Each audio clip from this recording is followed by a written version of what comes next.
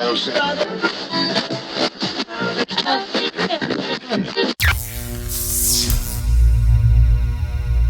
think we did. I think we touched on a little bit more so on our broader society. Yeah. Like, here's all the changes we want to see in the world, and like here's one way I'm trying to bring those changes in. But yeah, so Game Without Pain is our gamer health focused company. So we're targeting the main channels we're working on in this space is kind of one, working with the professional athletes and their teams.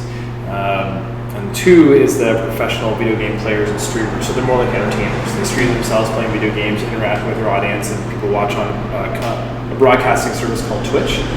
Amazon bought them for about $1 billion last year, 2 years ago. Just $1 billion, no big deal. It was actually 900 million Americans, so it's more than $1 billion Canadian. Depends how you do your math. Either way, There's like 18 billion.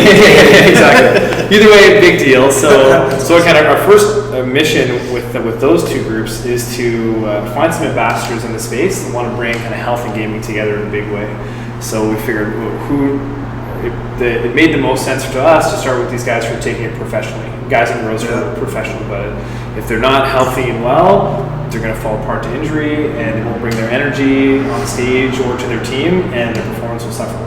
Just like any other competitive athlete or employee of any types. But with the nature of the competitiveness of it, we thought it was a logical place to start. It makes more sense to them. We can make the story of health and fitness make more sense, be more relatable to them. And then being ambassadors, they can spread the word into the rest of the audience. Say, here's what healthy gaming looks and feels like. Here's why it's important to us. Here's what gaming and kind of being a consumer of gaming and geek culture does to us physically. And here's the positions we typically have to consume it in or interact with it in. Here's anti-sitting. Here's kind of fixing yourself up. Here's how it makes me feel better, perform better, you look better if those are some of the goals, and help them feel better, perform better, and help us spread our message. My interest has always been in the population health. Like, how do we help the most amount of people take their health and fitness a little more seriously and find ways to make it meaningful for them? And I came across a documentary. My buddy in high school showed me this Vice documentary. Did you watch Vice News ever? Great little news service. They get like guerrilla news. They get right in there. They get some incredible access to some crazy stuff. One of the things they did was a documentary on the gaming industry, in particular cyber athletics, in particular this one game, League of Legends, which is the game we focused on. More people watched League of Legends World Championships last year than watched the NBA Finals. It's filled out stadiums. It's mind-boggling. It's crazy. It's crazy. Yeah, if you add all the the big 5 popular video games, more people watch video games than watch FIFA, like the World Cup.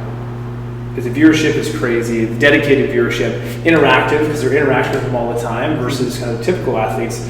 They're on their field, and then they're not accessible. Yeah, they're not accessible on their field either, right? These guys are technically accessible when they're practicing and stuff. So it's pretty fascinating that way, just how the relationships can develop with these guys, and that's where we saw big impact. Hey, if they can spread the word, they have people that are ready and willing to consume what they're saying is important and valuable. Absolutely. Yeah, that was the trip. How did you get into it? Yeah. So I watched this documentary and my mind was blown. It was a weekend away, my folks were gone, my buddy from high school showed me this doc, it's like, holy crap. And some of the stats are like injury, psychological risk factors, suicide attempts, all these guys are competitive and they don't win, stuff goes wrong, or they play a ton, they've been playing since they're 10, so they got all kinds of pain. They retire in 3 to 5 years. Same as any professional athlete. What do they do? How do they survive? If they got carpal tunnel, neck and wrist issues, and they're into gaming and into programming or developing, they're not going to work because they can't really. It's not cool. It's a bunch of problems waiting to happen. So I thought we could try and fix that. And I brought the idea to phenomenal. It's wild. It's it kind of blew my mind. I love telling the story because it's kind of cool how it comes together. So I go into work the next day. It was a weekend. I came in Monday, and my buddy Ben, who was working with me at the club I was at, said, "Hey, do you know what a cyber athlete is?" He's like, dropped off because yeah, I was a cyber athlete. I had to retire because I had a bunch of injuries. I'm like, you were what? He's like, yeah, 10 years ago, I was playing Counter-Strike and Call of Duty, I think so was his, making $5,000 a weekend when he was like 18, doing these tournaments. No one knows what unless you're really in the culture, but even the same now. So yeah, 5,000, the purses are now like 18 million. But back then it was that, and he's running a clan, running a team, running practices, coordinating people from all over North America on this team and his clan. So he's stressed out, he gets hernias, he gets migraines and headaches, he gets anxiety attacks, nervous breakdowns, still making his thousands, but like not enough to make a career out of it. So he's like, okay, I gotta stop, I gotta get my physical health in check. So he starts training hard, accumulates more injuries because he had no real foundation, just knows, I've been not doing anything, so now I'm going to do everything. And we know that's a recipe for disaster, but that's how that's how a lot of people enter fitness. So he accumulates injuries that way, and then starts working in gym part-time. He's into graphic design, and then he starts learning about gym and fitness from the trainers. He's working around, smart kid, he wants to learn, he embeds himself in the culture. So I told him, hey, I want to work with gamers. He's like, I'll quit my job today, what do you want to do? So like literally in the next couple of weeks, he quit his job, and we started to find some web space and some place to work and start kind of interacting with the population and meet different people. And slowly we got some opportunities at Xbox to work with them, and then the health and fitness side, we got BioSteel on board to bring some healthy supplements into the space and the nutrition.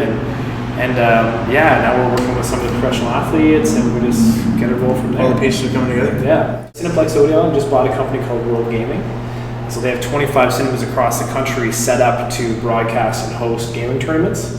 So we're gonna call it from tomorrow to set up some, maybe like a 7th inning stretch routine, just make that part of the culture. It's like, hey, you're here at World Gaming, Cineplex Odeon, we're at the 3/4 mark of the day, we're all gonna get up and do our little whatever routine, or we're either gonna do it live. Go through a few movements. Yeah. Here's some breathing exercises, here's some mobility stuff, here's some anti-sitting, get back into the game. And if you're playing, you're a little more tuned into your body, your performance will be better. If you're watching, you're a little more comfortable, you're not getting that numb bum from sitting down for too long, right?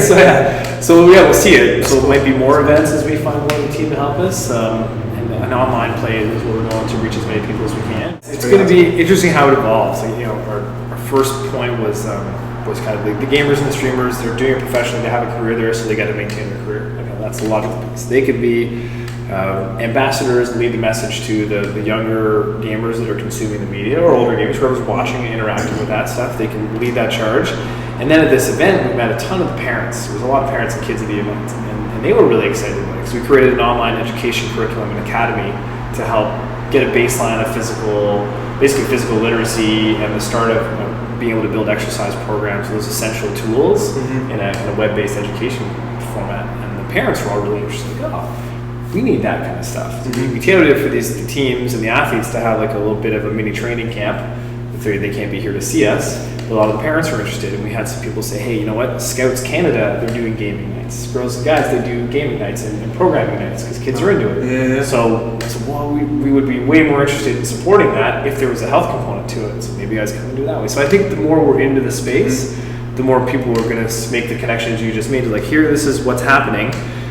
We're not going to get these kids to stop it, so how do we use it as an education tool? So that's our main premise. Like, you're going to play video games, at least preload the video games and mid-game and post-game with some, here's what good movement is, here's what good posture feels like, here's good breathing techniques for stress management when you're in game situations. Like, use gaming as a way to remind people what healthy behavior is, rather than assuming it's just a negative. Yeah. Like, Lee's just going to go play games, he's going to suck it. No, Lee's going to play games, and when he dies, he's going to think about his posture. Or when something happens post-game, he's going to do his little workout routine. Like, if dentists can make us brush our teeth before we go to bed, Game Without Pain can make you do a little stretching exercise before you play your games. Absolutely. That's the vision. The subculture is like a conduit to be able to feed everything, like the parents and the developers. And all the other niche markets that are right there too. Yeah, so it's going to be a ride.